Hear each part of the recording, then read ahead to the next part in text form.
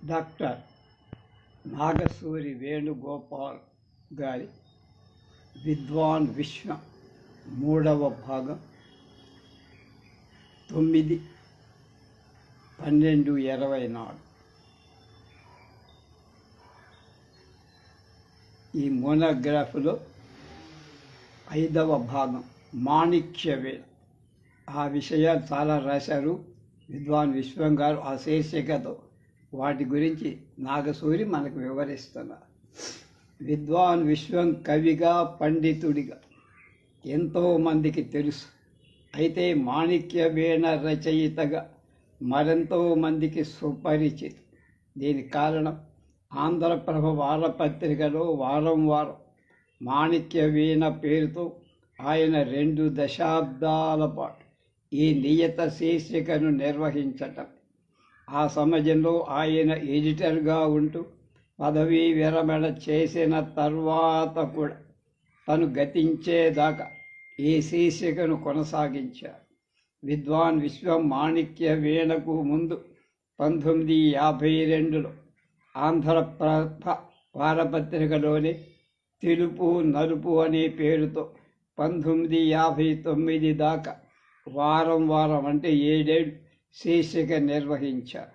తర్వాత ఆంధ్రపత్రికలు అవి ఇవి పేరుతో, తర్వాత ఆంధ్రజ్యోతి దినపత్రికలు ఇవాళ శీర్షికను కొనసాగించారు. 1962లో మళ్ళీ ఆంధ్రప్రభ దినపత్రికలో మాణిక్యవీణ పేరుతో ఆయన శీర్షిక కొనసాగించారు. అయితే ఈ మాణిక్యవీణ 1967 నుంచి 87 దాకా విద్వాన్ విశ్వానికి ఆంధ్రప్రభ వారపత్రికలో మరింత పేరు తెచ్చిపెట్టింది. విద్వాన్ విశ్వం ఆంధ్రప్రభ సచిత్ర వారపత్రికకు సంపాదకుడిగా బాధ్యతలు స్వీకరించింది 1967లోనే అని మనం గుర్తుపెట్టుకోవాలంటున్నారు. చాలామందికి విద్వాన్ విశ్వం అనగానే మాణిక్యవీణ గుర్తుకు రావచ్చు, మాణిక్యవీణగానే విద్వాన్ విశ్వం గుర్తుకు రావచ్చు. నిజానికి తెలుగు పత్రికా రంగంలో మరో 2 వీణలున్నాయి. గోరాశాస్త్రి గారి వినాయకుడి వీణ వాయించగా బాలాంతర రజనీకాంతరావు విశ్వ వీణను సవరించారు. ఈ 2 వీణలతో పాటు విశ్వం గారి వీణ కూడా తెలుగు వారికి ఎంతో సుపరిచితం.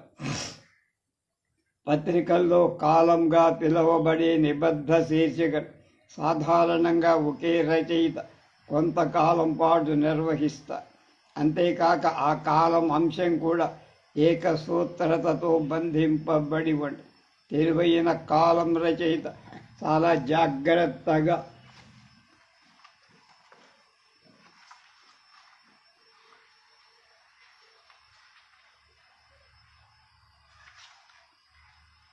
తన పరిధిని నిర్దేశించుకొని మరింత అప్రమత్తంగా పాఠకులకు విసుగు కలిగించకుండా సమాచారంతో పాటు వివేచన, విశ్లేషణ అందిస్తూ ఆసక్తికరంగా నడిపిస్తారు. తెలుగు పత్రికలు పాత్రికేయ ప్రముఖులతో పాటు ఇతర రంగాల్లో ఉద్యోగాలు చేసుకుంటూ ప్రవృత్తి రీత్యా పత్రికా శీర్షికలు నిర్వహించడం మనకు తెలుసు. అయితే పత్రికల్లో కీలక స్థానాల్లో పనిచేస్తూ శీర్షికలు నిర్వహించే వారికి ఒకవైపు తన ఉద్యోగపరమైన ఒత్తిడి ఉంటుంది. అదే సమయంలో శీర్షిక నిర్వహణలో సౌలభ్యం కూడా ఉంటుంది. ఆ సంచికలో ప్రచురితమయ్యే అంశాలను తాను ఎరిగి ఉంటారు కనుక ఎటువంటి పోలిక ఉండని రీతిలో సాధ్యమైనంత వైవిధ్యంతో వీలైనంత తాజాగా రచనలు చేసే అవకాశం వాళ్ళకే సొంతం. మరీ ముఖ్యంగా సంపాదకీయ స్థానంలో ఉంటూ కాలం నిర్వహించినప్పుడు మరింత స్వేచ్ఛ అవకాశం ఉంటుంది. విద్వాన్ విశ్వం గారి మాణిక్యవీణ పండటానికి ఇటువంటి నేపథ్యం కూడా కొంత కారణమై ఉంటుంది. ఆ శీర్షిక ఆ స్థాయిలో ప్రాచుర్యంలో ఉంది కనుకనే ఆయన పత్రిక నుంచి వైదొలగిన ఆ శీర్షిక నిర్వహిస్తూనే కనుమూశారు. మాణిక్యవీణ అన్ని రకాల ప్రత్యేకతలతో పాటు విజయం కూడా ఆయన సొంతం. మాణిక్య వీణ అనగానే ఆంధ్రప్రభ వారపత్రిక తెరవగానే 5వ పేజీలో లేక 7వ పేజీలో ఒక పూర్తి పేజీ ఆకర్షణీయమైన లేఅవుట్లో చాలామందికి గుర్తుండే ఉంటుంది. అయితే తొలి రోజులో అది పూర్తి పేజీ ఉండేది కాదు. క్రమంగా ఆ శీర్షిక పరిమాణం పెరిగి చివరికి ఒక పేజీగా స్థిరపడింది. విశ్వం గారు ఈ శీర్షికను ఎంతో ఇష్టంగా రాయడం, దాసిన దాన్ని పేజీలో అలంకరించడం, అంతేకాక అవసరమైన చోట చిన్న చిన్న చిత్రాలు కూడా జోడించినట్టు మనం పరిశీలిస్తే బోధపడుతుంది. అలాగే మాణిక్య వీణ అన్న పేరు చాలా చోట్ల వీణ బొమ్మతో కలపడం కానీ లేదా మరో చిత్రంతో విభిన్నంగా అందించటం కానీ ఉండే. అయితే సంచిక మొత్తంలో మాణిక్య వీణ అలంకరణ విభిన్నంగా ఆకర్షణీయంగా కొట్టొచ్చేనట్టుగా కనపడే. మాణిక్య వీణలో స్వీకరించిన అంశాలు కూడా దాదాపు వర్తమాన అంశాలే అయి ఉంటూ చాలా సరళమైన పొందికైన వాక్యాలతో చర్చింపబడి శైలి విషయంలో తెలుపు నలుపు శీర్షిక మాణిక్య వీణ శీర్షిక స్పష్టమైన తేడా కనుపొందుతుంది.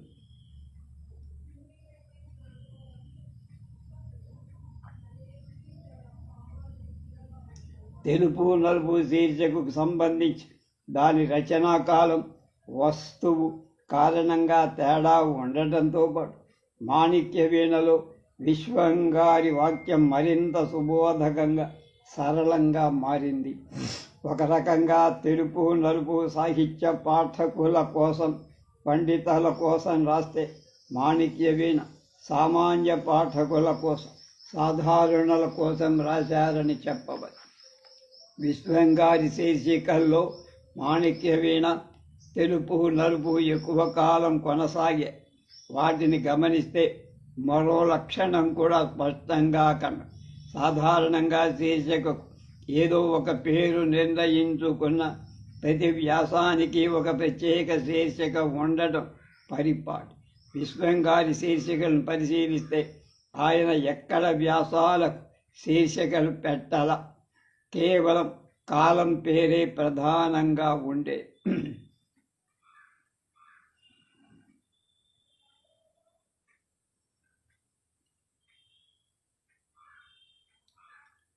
మరో తేడా ఏమిటంటే నలుపు తెలుపు సాధారణంగా ఒక పూర్తి పేజీగా ఉంటూ అప్పుడప్పుడు ఒక పేజీని అతిక్రమించే. అయితే నలుపు తెలుపులో వ్యాసాలు ఒకే ధారలో సాగినట్టు కనపడతాయి. కానీ మాణిక్య వీణలో దానికి భిన్నమైన రచనా మార్గం ద్యోతకము. మాణిక్య వీణ వ్యాసంలో ఒకే అంశం గురించి చర్చించిన ప్రతి వ్యాసం కూడా 5-6 విభాగాలుగా రూపొందించటమే కాక ప్రతి విభాగం ప్రారంభం పెద్ద అక్షరంతో మొదలై ముగింపు స్పష్టంగా కనపడుతుంది. అలాగే వ్యాస పరిమాణం కూడా స్థిరంగా కాకుండా కొంత అటు ఇటుగా సాగింది. పరిణామం కాస్త తగ్గినప్పుడు ఆ వ్యాస అలంకరణ మరింత విభిన్నంగా ఆకర్షకంగా ఉండే. అప్పుడప్పుడు వచన కవిత రాశారా అన్న రీతిలో పేజీ అలంకరణ కూడా సాగి. మాణిక్య వీణ శీర్షికలో రచన కాలానికి ప్రచురణ కాలానికి సుమారు 1,000 రోజులు తేడా ఉండే. వర్తమాన విషయాలు కనుక వస్తువు సంబంధించి పాతబడే సమస్య ఉంది కనుక ఆయన ప్రతి వ్యాసం చివర రచించిన తేదీని పేర్కొనడం తన విధానంగా పెట్టుకున్నారు. అలాని ఆ సమస్యలు ముక్కుబడి కాక కాస్త కటువుగా, మరికొన్న చోట నర్మగర్భంగా సాగి. విశ్వంగారి వాక్యం లయబద్ధంగా మంచి తూగుతో సాగడం మనకు తెలిసిందే. అంటే విశ్వంగారి నగిజై గురించి మనం ప్రత్యేకంగా ముచ్చరించుకోవాల్సి ఉంటుంది. తెలుపు నలుపు వ్యాసాల్లో అయితే చక్కని పదాలు చిక్కగా కనపడతాయి. వీటిలో చాలా పదాలు నేడు తెలుగు పత్రికల్లో కనపడం. అవి చాలా స్పష్టంగా చెప్పవచ్చు అని పత్రికల్లో ఉంటూ శీర్షికలు నిర్వహించుకుని ఔత్సాహిక పాత్రికేయులు విశ్వంగారి ఈ 2 శీర్షికలు వాటి వస్తువు, వాటి రచనా సంవిధానం, శిల్పం, విమర్శ ఖచ్చితంగా పాఠ్యాంశాలే. తెలుపు నలుపు శీర్షిక ప్రధానంగా భాషా సాహిత్యం కేంద్రంగా సాగిందనిపిస్తుంది. అది ఒక్కోసారి విభిన్నంగా నడిచిన దాఖలా కూడా ఉంది. ఉదాహరణకు 1957 సెప్టెంబర్ 25వ తేదీ సంచికలో అడవి బాపిరాజు గారి వర్ధంతి సందర్భంగా ప్రత్యేక వ్యాసం ప్రచురింపబడి అది మామూలు తెలుపు నలుపు వ్యాసాల నిడివికి 3 రెట్లు ఉంటుంది. ఇది ఆకాశవాణిలో ప్రసారమైన ప్రసంగ పాఠాన్ని ఈ శీర్షికలో వ్యాఖ్యానంగా అందించారు.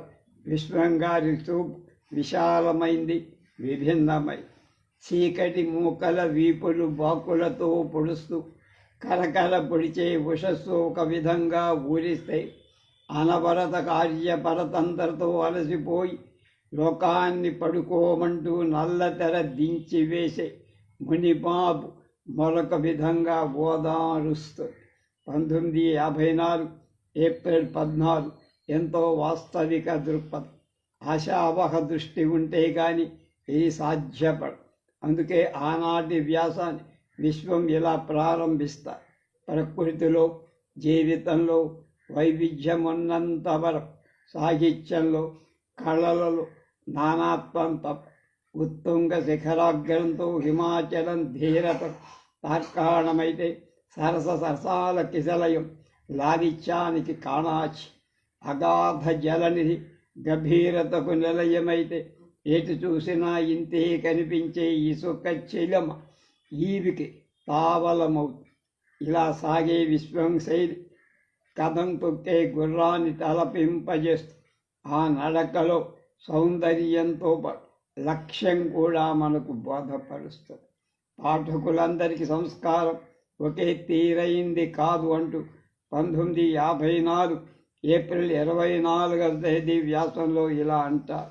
ఒక వర్గానికి ప్రాచీన సంప్రదాయ పరిజ్ఞానం దూరమై పోతే మరొక వర్గానికి నూతన శాస్త్ర సంపర్కం న్యూనమైపోయి, కాబట్టి ఒకరికి ప్రాచీన పడితి అంధ ఇందు ఉదయం అయితే మరొకరి నవనవ కవితారీతి మహాబధిర శంఖారావమవుతాయి. సామాన్య పాఠకలోక సంస్కారం అటు ఇటు కొంత విస్తరించే మార్గం చూడకపోతే మాత్రం ఒకరి భాష ఒకరికి అర్థం కాక పరస్పర భావ పరిగ్రహణలు గందరగోళం తప్పదేమో. వ్యాకరణ ప్రయోజనాలు భాషను సులువుగా నేర్చుకోవటం కూడా ఒకటని పతంజలి అంటాడు. అంతేకాక అనుమానం లేకుండా శబ్దాలను తెలుసుకునేందుకు అన్నాడు. వ్యాకరణం సంబంధించి చాలా ప్రాయోగిక కోణంతో మనకు వివరిస్తారు విశ్వం. 1956 జనవరి 4వ తేదీ వ్యాసంలో రచయితల కష్టాలకు తగిన ప్రతిఫలం లేదనే అంశం గురించి, 57 జూన్ 5 వ్యాసంలో విశ్వం చాలా వివరంగా రాశారు. కాగితం ధర పెరిగింది, సిరా ధర పెరిగింది, అట్టలు కుట్లు పెరిగాయి. అట్లే పుస్తకాలు విరివిగా అమ్మేవారి వంతు పెరిగింది. అన్ని పెరిగినా రచయితకి ఇచ్చే ప్రతిఫలం మాత్రం పెరగలేదు. పైగా పైవాణి ధరలన్నీ పెరగడం వల్ల ప్రచురణకర్త రచయితకు ఎక్కువ ఇవ్వకలేకపోతున్నామని అంటున్నారు అని ఆనాటి పరిస్థితిని వివరి. రచయితలకు సరిగా ప్రతిఫలం ఇవ్వడం వల్ల చక్కని రచనలు ఎక్కువగా వచ్చే అవకాశం ఉందని ఎందుకు తోచిందో అని కూడా ప్రశ్నిస్తారు.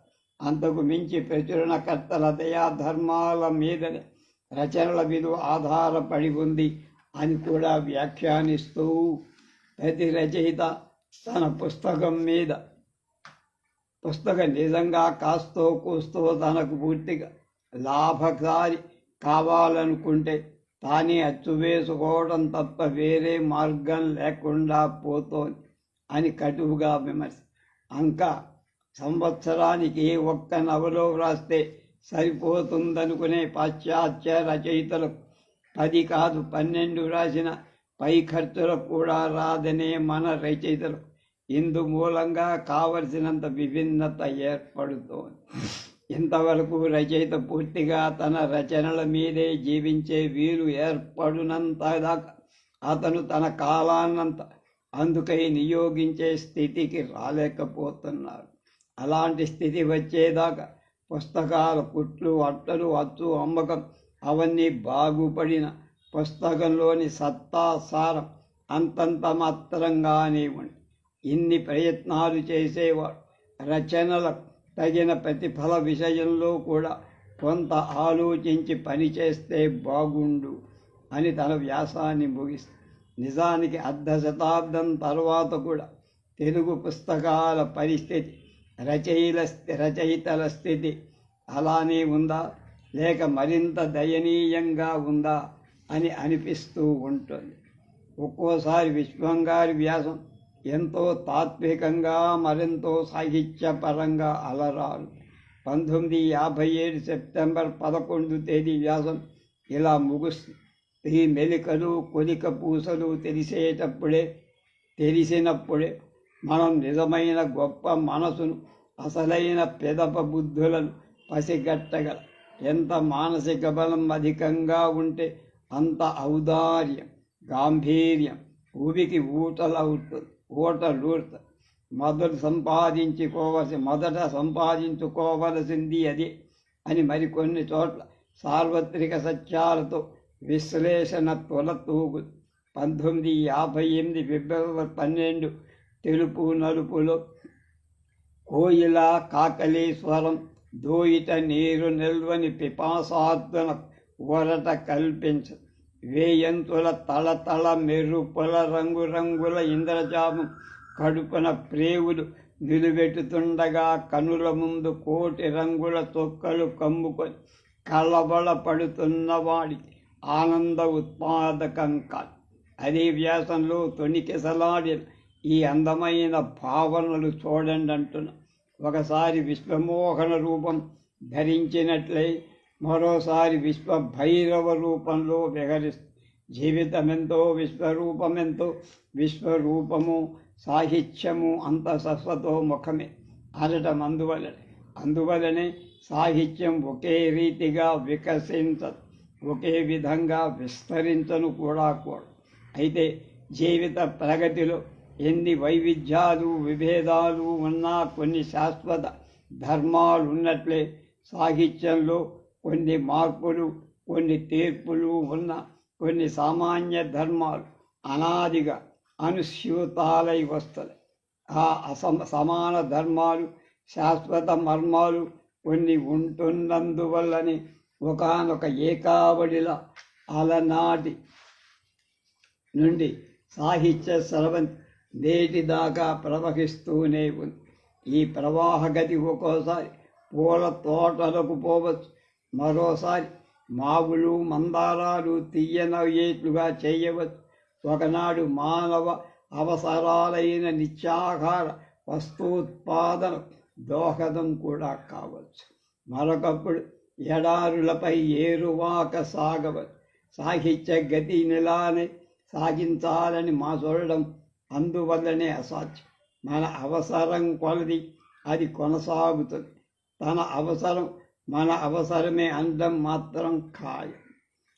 కవులకు, పండితులకు ఉన్న తేడా ఏమిటో 1958 జూన్ 11 తెలుపు నలుపులో విశ్వం చాలా సూక్ష్మంగా, వాస్తవికంగా వివరిస్తారు. కవులకున్న గౌరవ ప్రతిపత్తి తమకు లేదని పండితులకున్న మన్నన తమకు లేదని కవులు కించబడుతూ ఉండటం అంటూ ఈ వ్యాసం మొదలైంది.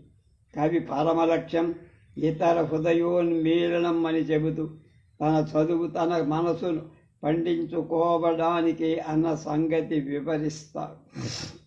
ధనం కూడా పెట్టాలన్న ఆశ లాంటిదే. ఒక విధంగా జ్ఞానోపార్జనం అంటూ పండితులంటూ ఏదో తెలియని గౌరవ ప్రవృత్తులున్న కవులంటే ఉన్న సన్నిహితానురాగం సహజంగానే పండితుల పట్ల ఉండవని విశ్వం అంటాడు. అలాగే పండితులకు ఔదల దాల్చి కవులను ఖాతరు చేయరు అన్న నది నమ్మశక్యం కాని విషయం అని కూడా చెప్తారు. అదే సమయంలో పండితుల కవులలోని గొప్పను వెలువరించి జనంలో కొంత కవితారస దృష్టిని పెంపొందింపచేస్తారని విశ్లేషిస్తారు.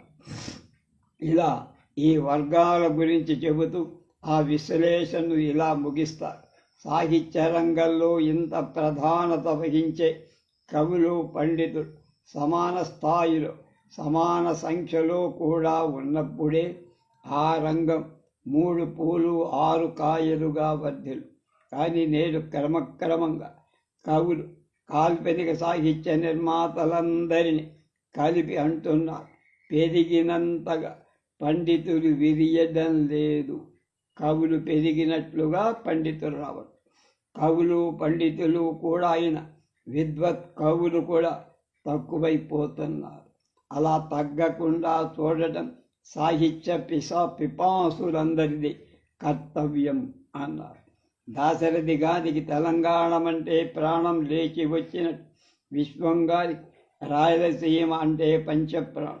భాష గురించి, వ్యక్తీకరణ గురించి, మాండలిక పద ప్రయోగం గురించి చర్చిస్తున్నప్పుడు ఆయన తప్పకుండా రాయలసీమ ప్రాంతం పలుకుబడులను గురించి వివరిస్తారు. తెలుపు నలుపులో విశ్వం భాష గురించి, పలుకుబడుల గురించి చేసిన చర్చ అప్పట్లో సాహిత్యవేత్తలు గొప్ప ఆసక్తిని కలిగించింది.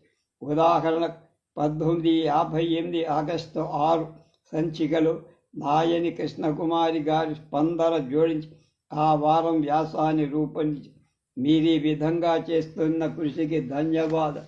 కిందటి వారం పత్రిక చూస్తే ఆ చర్చ ఇక మీరు ఆపివేస్తారేమో అన్న సందేహం కలిగి, అలా చేయకుండా ఉంటే జిజ్ఞాసులకు ఆనందం అంటూ కృష్ణకుమారి గారు జూదరా, అలుకు వంటి పదాల గురించి చాలా వివరంగా రాశారు.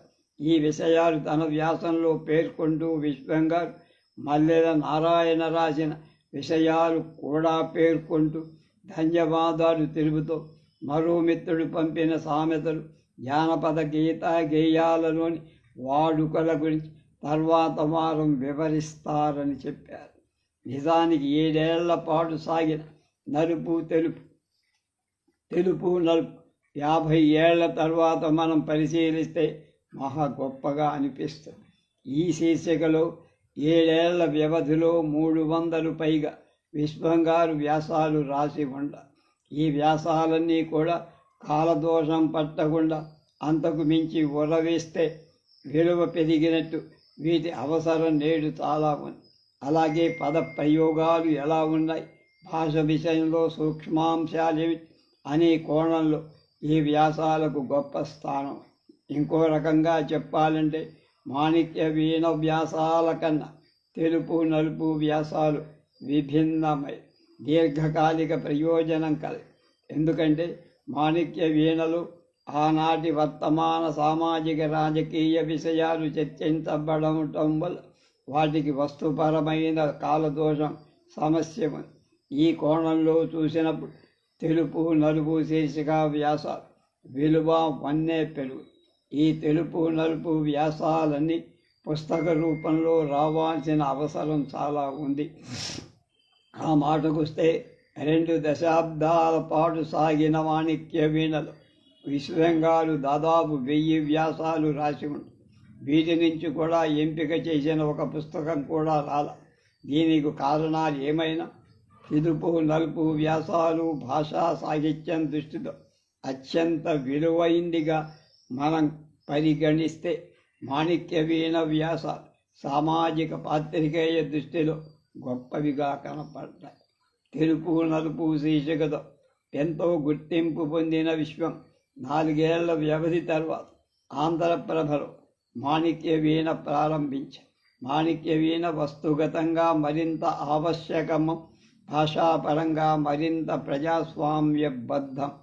దాదాపు 25 ఏళ్లు సాగిన ఈ శీర్షిక చివరి 2 దశాబ్దాలు ఆంధ్రప్రభ వారపత్రికలో ప్రచురింపబడి వాసికెక్కి ప్రజల భాష గురించి 1967 ఏప్రిల్ 19వ తేదీన ప్రచురింపబడిన మాణిక్య వీణలో చాలా చిన్న వ్యాసాన్ని విశ్వం గారు రాశారు.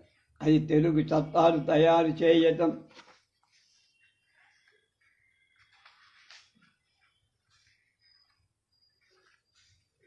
చేసుకోవాలనుకుంటున్న రోజు. దీని పోకడ గురించి విశ్వం గారు రాసిన వాక్యాలు చూడండి. కానీ ఆ తెలుగు వారికి తెలుగు వాళ్ళకి తెలిసే బదులుగా ఉంటే, కానీ ఆ తెలుగు వారికి తెలిసే తెలుగుగా ఉంటే మంచి. ఎందుకంటే దొరతనానికి సంబంధించినంతవరకు తెలుగువారి తెలియని తెలుగు తాళానివ్వని. ఒకప్పుడు తెల్ల దొరల ఏలుబడిలో ఎవరు రాసేవారు ఏమో దైవానికి తెలుసు. కానీ హద్దు మీరిన వారిని దండింపబడుదురు. ప్రజా సంబంధాల కార్యాలయం లాంటి అపురూప మాటలు జారీలోకి వచ్చి, సరే ఏ న్యాయస్థాన భాషో అదో అయితే అదలా ఏడుస్తూనే ఉంటుంది, నడుస్తూనే. అయినటువంటివి కొన్నటువంటివి వగైరాలు చాలా ఉన్నాయి. రైల్వే భాష సరైనది, అదొక తీరు. అది మానవ మాత్రలకు కూడు పడు. అయినా అవి తూచి ఆ సంగతులు గ్రహించే వారెవరూ లేరు కనుక అవి అర్థమైన కాకపోయినా గడిచిపోయింది. కానీ వ్యవసాయం పెంచాలని, అధికోత్పత్తి చెయ్యాలని ఆశించిన ప్రభుత్వం తెలుగే అంతగా రాని రైతులు ఆంగ్లంలో ఉద్బోధిస్తూ అనంతంగా కుడ్య చిత్రాలు, నినాదపత్రాలు వేయించి పట్టిపెట్టి అలా సాగుతుంది విశ్వం గారి వాడు. ఇక్కడ పేర్కొన్నది దాదాపు సగం వ్యాసం. ఇందులో ఎంత విమర్శ ఉందో అంత స్థాయిలో వెటకారంతో పాటు అంతర్లీన హాస్యం, అంతకు మించిన సామాజిక ఆర్తి కనపడతాయి. విశ్వం గారి వ్యాసం ఎత్తుగడ నడక తనదైన మార్గంలో సాగుతూ ఉంటాయి. 1967 అక్టోబర్ 18వ తేదీ వ్యాసం ఇలా మొదలుపెట్టారు. మన విధానాలన్నీ చిత్రమైనవి, కొన్ని విచిత్రమైనవైతే మరికొన్ని చిత్రాతిగత్రమై అని ప్రారంభించి తర్వాతి వాక్యం ఇలా సాగుతుంది. బియ్యానికి దేశం మగం వాచిపోయినట్టుంది, గింజ పుట్టడం కటకటగా ఉన్నదని ఆపాల గోపాలం అంటూ అలా సాగిన వాక్యాలైతే, మరి బియ్యం పప్పు 2 విదేశాలకు ఎగుమతి చేస్తున్నారంటే చిత్రం కాదు అంటూ ఆ వ్యాసం తొలి విభాగం ముగుస్తాయి. జాగ్రత్తగా గమనిస్తే ప్రతి వ్యాసమే కాకుండా అందులోని ప్రతి విభాగం కూడా స్పష్టమైన వ్యూహంతో పకడ్బందీగా సాగుతుందని గుర్తించి మనం చర్చించుకుంటున్న వ్యాసం ఇలా ముగుస్తుంది. వేసిన కోడలు విస్తళ్ళు వేస్తే తీసిన కోడలు తీస్తూ పోతే కుదరదు. అంతకు అంతే ఖానా దర్బారుగా నడిస్తే మనం ఎక్కడికి పోతాము ఏమో. నెహ్రూ పండితుడు ఆ తొలి రోజుల్లో వెదర్ ఇండియా అని ఒక కరపత్రం రాశారు. ఇప్పుడు ఆ ప్రశ్న వేసుకొని ఓపిక, తీరిక, ఏలిన వారికి ఉన్నట్టు కనపడు. ఏం చేస్తాం? నదీనాం సాగరో గతి. అందచందంగానే మంచితనం గొప్పతనం కూడా ఆ వస్తువుల మీదను ఆ మనుషుల మీదనో కాక తన మనస్సు మీద, తన దృక్పథం మీద ఆధారపడి ఉంటాయేమో అని 1967 నవంబర్ నెలలో ఒక వ్యాసం ప్రారంభమవుతుంది. ఈ వాక్యాల తర్వాత విశ్వం విశ్లేషణ ఇలా కొనసాగుతుంది. ఒకరికి మహోజ్వల సౌందర్యం అనిపించింది, ఇంకొకరికి కంటికి ఆకర్షించలేకపోవచ్చు. అలాగే కొందరికి కాళ్ళు కడిగి నీళ్లు తాగాలనిపించేంత గొప్పగా కానబచ్చినవారు మరొకరిలో గౌరవం ప్రేరేపించలేకపో.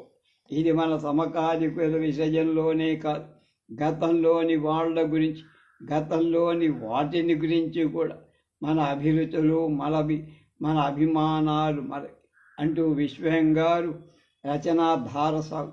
అయితే ఈ రచనా విధానంలో ఎంత నెమ్మదితనం ఉంటుందో అంత లోతు ఉంటుంది. అందుకే ఆ పరిశీలన కాస్త తీవ్రంగానే ఈ వ్యాసం ముగింపిలా ఏమిటో ఇదంతా ఇంతేనా అనుకుంటే మటుకు బెంగగానే ఉంటుంది. దిగులుగాను ఉంటుంది.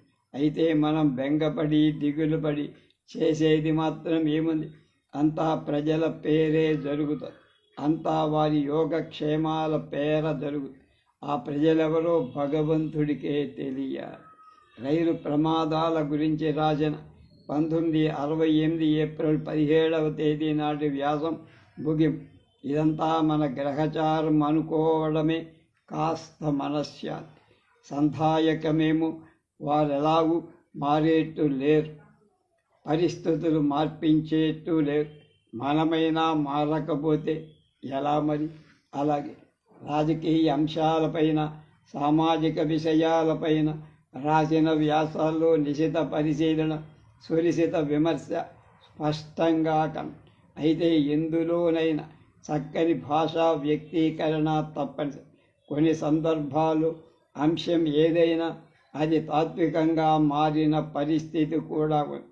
1970 దీపావళి నవంబర్ 11న ప్రచురింపబడిన మాణిక్య వీణ ఇలా మొదలవుతుంది. పండుగలకే వస్తూనే ఉంటాయి, పోతూ ఉంటాయి. కలవారికి రోజు పండుగైతే లేనివారి పండుగ నాడు పాత సమస్య. కాకపోతే ఉన్నా లేకున్నా కాస్త ఉల్లాసంగా గడు. తమ ఇంట కాకున్నా ఊరంతా కనిపించే ఆనందం తమకు కాస్త ఉత్తేజనం కనిపిస్తుంది. సంపన్నులు బోరెడు పట్టుబట్టలు కొని పండగ చేసుకుంటే లేనివారు ఈ ఇంత నూలుగుడ్డ ముక్కతోనో పండుగ అయ్యిందంటే అయ్యిందనిపించుకుంటారు. ఎక్కడికక్కడే మంచం కొద్ది కాళ్ళు చాపుకో, పిండి కొద్దీ రొట్టె చేసుకో. ఎటు వచ్చి మంచం లేని వాళ్ళు, అసలు పిండే లేని వాళ్ళు కూడా మన దేశంలో కొల్లరు. అదే బాధ అంటారు. అలాగే అలా సాగిన విశ్లేషణలు, అదే శైలి, అదే బాధ, అదే వ్యక్తీకరణ ఇక్కడ ప్రస్తావించిన దాళ్ళు ఒక్కోసారి పరిశీలించాలి. ఎక్కడికక్కడే అనే ఒక చిన్న వాక్యాన్ని అది పూర్తిగా బోధపడాలంటే విశ్వం అంతకు ముందు చిత్రించిన జీవన చిత్రాన్ని మన మనోఫలకంపై ఊహించుకోవాలి.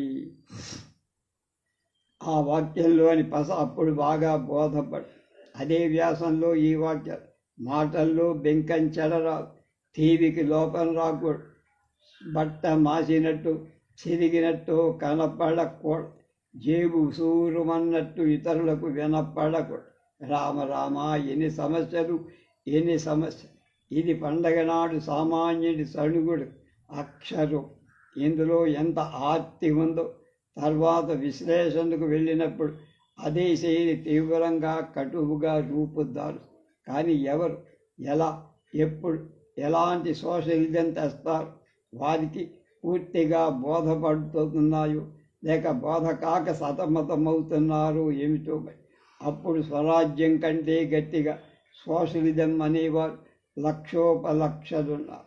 అప్పటికంటే ఎక్కువ సంఖ్యలో పోటాపోటీలు పడి ఉద్ఘాటించే నాయకులు, ఉపనాయకులు, ప్రతినాయకులు, దక్షిణోత్తరాది నాయకులు తండోపతండాలుగా. అలాగే ఆ మాట చెప్పే పార్టీలు, పక్షాలు, ముఠాలు, గుంపులు శతసహస్రాధికంగా ఉంటున్నాయి అంటూ సాగు. మాడపాటి హనుమంతరావు గారు గతించినప్పుడు 1970 డిసెంబర్లో విశ్వం ఒక మాణిక్య వీణ రాశారు. తెలుగువారిలోని కలతను వారు కలత పడిపోయారు. తెలుగునాడు సర్వం తెలుగు కోసం, తెలుగు బ్రతుకు కోసం, తెలుగు కలల పంట కోసం, తెలుగు కోర్కెలు ఫలించడం కోసం, తెలుగుదనం 3 పూలు 6 కాయలుగా వర్ధిల్లడం కోసం ఒకే త్రాటి మీద, ఒకే మాట మీద నిలబడాలని వాంచి ఈ వ్యక్తీకరణ అత్యంత సుందరంగా సాగడం మనం గమనించి. ఈ వాక్యాల తర్వాత సాగిన వాక్యాలు ఇలా: కళలు కనడంగంతో ఆగక తమ కళ నిక్కల కావడం చూసి పులకాకిత గాత్రుడైన ఆనాటి ఆంధ్ర నిర్మాతలు అంత కళ తిరిగి కలతతో పాటు కావడం ఇష్టం కాదు. ఆంధ్ర పితామహుడుగా తెలుగుతనం సర్వాంగ సుందరంగా విడిగా విప్పారడం కోసం బతుకంతా ఒక తపస్సుగా బతికిన వారికి ప్రాణప్రదమైన వాస్తవ రూపం పొందిన వారి చిరకాల స్వప్నం చెడకుండా చూడగలగటం ఒక్కటి వారి రుణం తీర్చుకోగలిగే ఆరక్వారాలు లేనట్టే అన్ని తెలుగు ప్రాంతాల పురోధికి ఆధారమైన ఏ ఒక్కరికి అన్యాయం చేయనట్టు తెలుగునాడు చిరకాల నెగడితే అంతకంటే వారి తెరస్మృతి సంకేతం ఇంకేం కావాలి. విశ్వంగారు మాణిక్య వీణ శీర్షికను అప్పుడప్పుడు సాగితే పరం కూడా చేశారు. గ్రంథ సమీక్షలా సాగిన లోతైన విమర్శ కూడా సంధించారు.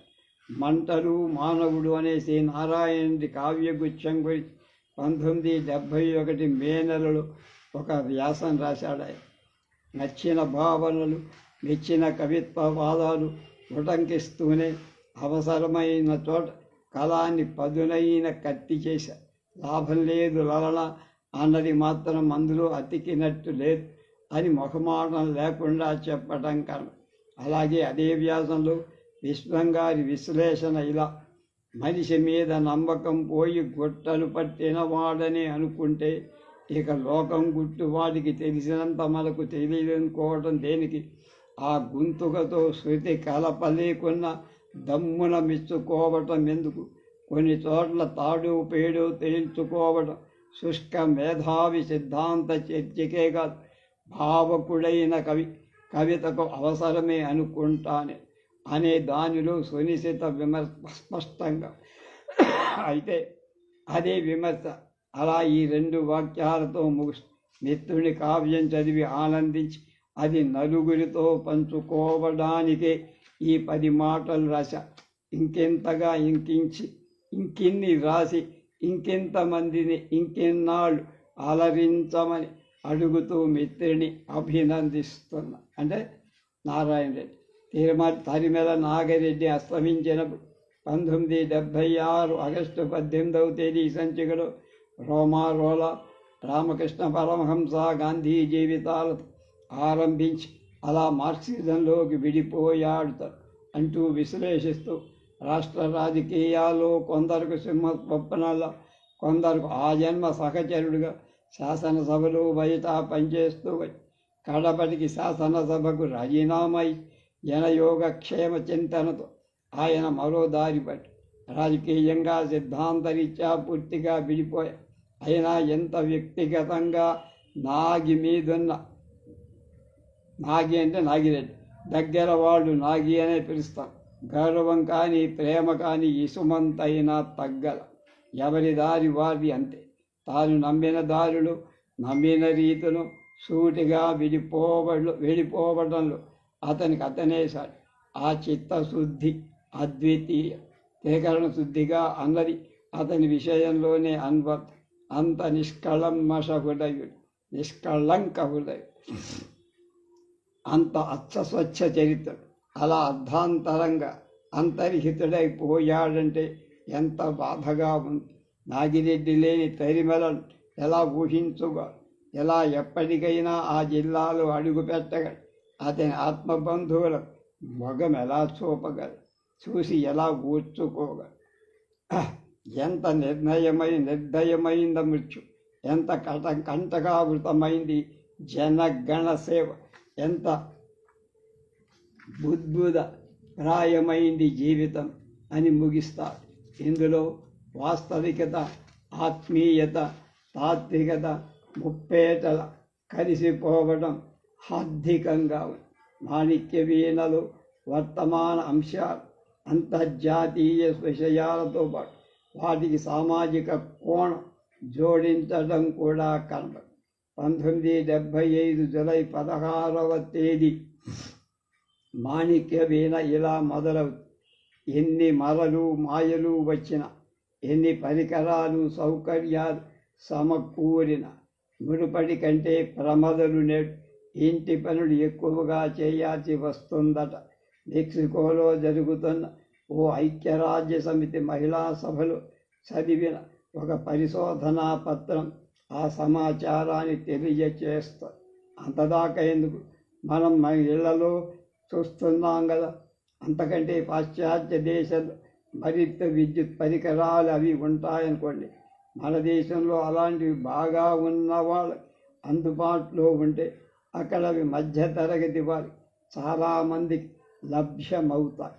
అయినా అవేవి ఆడవారి చాకిరీని తగ్గించటం లేదు అంటూ విశ్లేషణ. భర్త భార్య ఇంటి పనిలో సహాయపడేది చాలా అరుదు, ముఖ్యంగా మధ్యతరగతి వారు. అటు కింద ఇటు పైన ఉన్నవారు ఏవో కొన్ని పనులు కూడా మాళా చేసుకోపో అంటూ ఆనాటి సామాజిక పరిస్థితి మన ముందు పెట్టాడు విశ్వం. అలా అయితే అన్ని మహిళా సంవత్సరాలు, ఎన్ని మహాసభలు, ఎన్ని చోట్ల జరిగిన ఫలితం తక్కువే. నైతిక విలువలు దిగదార్చడం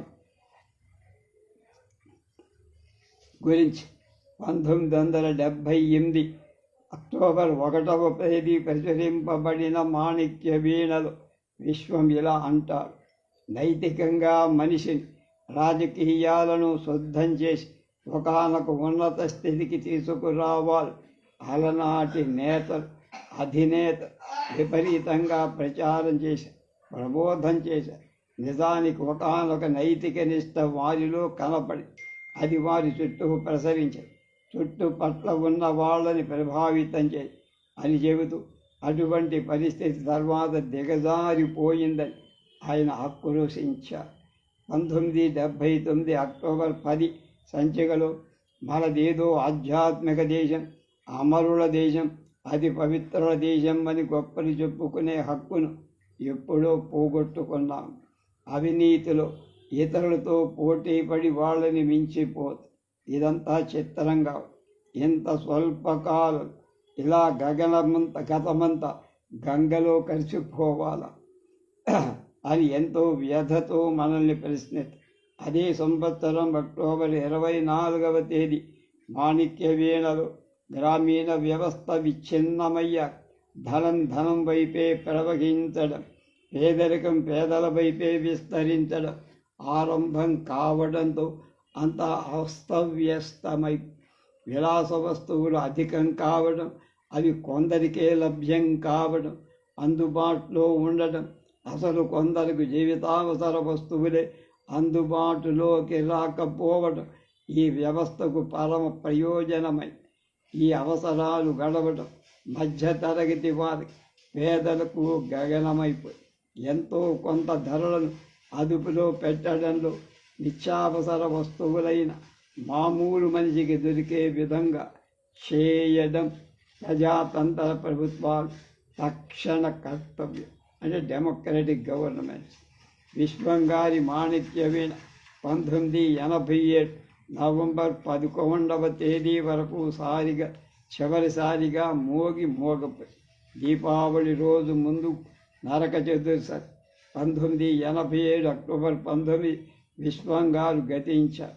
1987 అక్టోబర్ 21 ప్రచురింపబడిన మాణిక్య వీణలో ఇలా తర్కించుకున్నా: నేను చేసిందంతా, వ్రాసిందంతా నా శక్తియుక్తకులు మించిన అభినందన పరంపర అనవసరంగా అకారణంగా పాత్రుడవుతున్నానని చాలాసార్లు కించబడతారు. ఏమైనా, ఎంత చేసినా, ఏం వ్రాసినా గ్రహించి ఆదరించగలవారు అనేకులు ఉన్నారని, వారి మనస్సులలోని ఆర్ద్రతే అందుకు కారణం. ఈ వ్యాసం 1987 అక్టోబర్ తొలి వారంలో వ్రాసి ఉండి తన మృత్యువును తానే పసికట్టారా అనే సందేహం మనకు కలుగుతుంది. విద్వాన్ విశ్వం గారు కాలమ్స్ గురించి విశ్వం సంపాదకీయాలు అనే వ్యాసంలో డాక్టర్ చల్లా రాధాకృష్ణ శర్మ ఇలా అంటారు: అలవోకగా పరిశీలించిన విశ్వం గారి భాష సంరక్షణం సుందరం అయినా శిష్ట వ్యవహారికమనే భావం స్ఫురించకపోతే అది సరళ గ్రాంథికానికి దగ్గర చుట్టం అన్నప్పటికీ సాహసం కాదు. అస్పష్టతకు తాగులేని వాక్య నిర్మాణం విశ్వం గారి రచనలో కనిపించడం మరొక లక్ష్యం. స్పష్టత కోసం అనుకుంటా ఒకసారి చెప్పదలసిన భావాన్ని వివరించడం జరుగు. విశ్వం గారి సంపాదకీయాలు జంటమాటు, శకటరేఫలు మొదలైన స్థూల దృష్టి కూడా కనపడ. కుట్రలు, కుహకాలు, చిన్నదైనా పెద్దదైన, సంపన్నమైన విపన్నమైన, నయాన భయాన, స్వేచ్ఛా స్వాతంత్ర మొదలైనవి కొన్ని ఉదాహరణ. అలాగే మరి ఫలితం మరీ వరిసిపోవటం, ఊరట, కొందరు మర్చిపోరాదు, ఏర్పరచడం వంటి మాటలు చుబ్బున చూరలు. విశ్వంగారిది జిగి బిగి కథల వచన రచన. ఒక్కోసారి ఆయన వచన రచన ప్రౌఢ గంభీరంగా ఉంటాయి, ఒక్కొక్కసారి లలిత సుందరంగా ఉంటుంది. వ్యావహారికమన్న పేరుతో మరీ విస్తరవిడిగా కట్టుబాట్లు కొన్ని ఉన్న చక్కని భాషను వాడటం అవసరం. ఈ దృష్టితో చూస్తే విశ్వంగారి సంపాదకీయంలోని భాష తప్పక పరిశీలించతగింది. సంస్కృతంలో తెలుగులో అమోఘమైన పాండిత్యం గల విద్వత్ కవి విశ్వం. పత్రికా రంగంలో కాదిలిన తరువాత భాషాపరంగా ఎలా సామాన్యీకరించబడింది మనకు ఆయన వ్యాసాలు క్రమంగా పరిశీలిస్తే బోధపడు. అందువల్లనే ఆయన పాండిత్యానికి, దానికి పుష్పించిన సహృదయతకు ఈ పత్రికా వ్యాసాలు పట్టుగొమ్మలుగా మనం పేర్కోవచ్చు. నిజానికి వీటిని అధ్యయనం చేసి ఆనాటి సామాజిక రాజకీయ సాహిత్య దృక్పథాలు తెలుసుకోవటంతో పాటు తెలుగు పత్రికా శీర్షికలు ఎలా పరిణమించి ప్రాభవం పొందాయో కూడా గమనించవచ్చు. అయితే ఆయన ఆ మూల అనంతపురం వాసి అను, లేదా మరో వర్గానికో చెందిన వ్యక్తి అను, లేదా తన ప్రాచుర్యం కోసం పాకులాడని కారణంతోనో విద్వాన్ విశ్వం పాత్రికేయుడిగా, సంపాదకుడిగా తగినంత కీర్తి పొందలేదు. అయితే పాత విషయాలు కొత్తగా పరిశీలించే నేటి యుగంలో సాగుతున్న మనం విద్వాన్ విశ్వాన్ని ఈనాటికి తగిన రీతి కొత్తగా అధ్యయనం చేసి బేరీజు వేయాల్సిన అవసరం ఎంతో. విద్వాన్ విశ్వంగారి జీవిత సాహిత్య పదాన్ని సమీక్షించినట్లయితే సమీక్ష వ్యాస సంపుటి గురించి పరక్రమంలో పరామర్శించి ముందుకు వెళదాం. రేపు విద్వాన్ విశ్వంగారి పరక్రమం అనేటువంటి దాని గురించి మనం తెలుసుకుందాం.